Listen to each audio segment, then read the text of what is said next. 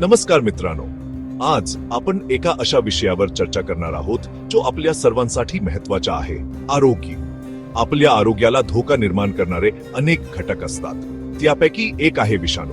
आणि आज आपण एका अशाच विषाणू बद्दल जाणून घेणार आहोत जो जगभरात चिंतेचा विषय बनला आहे, HMPV व्हायरस.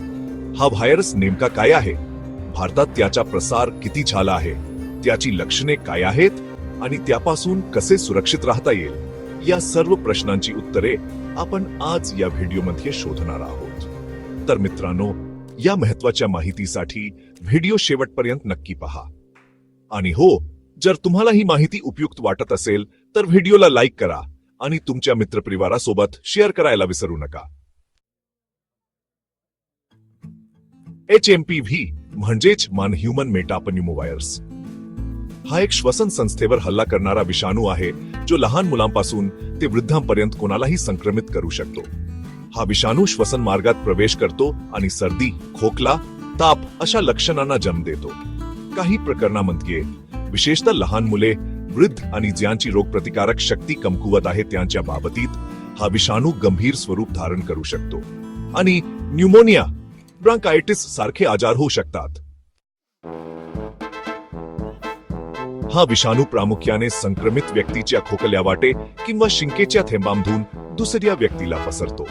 याशिवाय संक्रमित व्यक्तीने स्पर्श केलेल्या वस्तू जसे की खेळणी, दारे, टेलिफोन इत्यादींना स्पर्श केल्याने देखील हा विषाणू पसरू शकतो.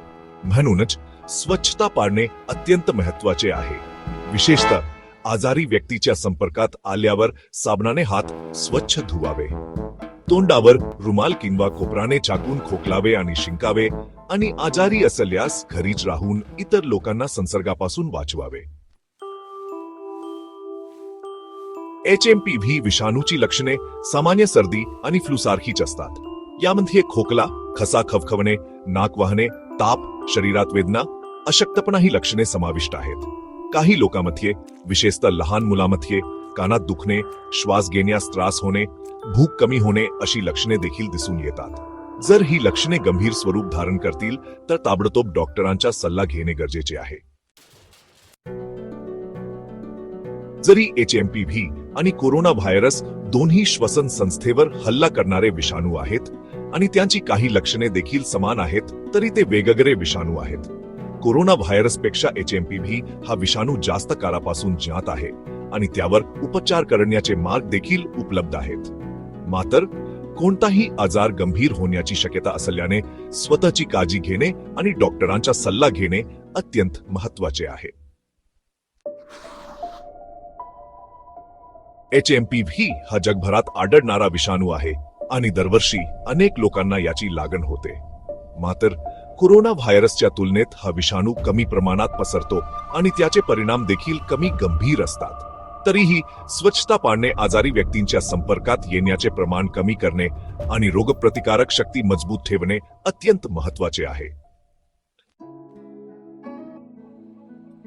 सध्या तरी HMPV साठी कोणतीही विशिष्ट लस उपलब्ध नाही.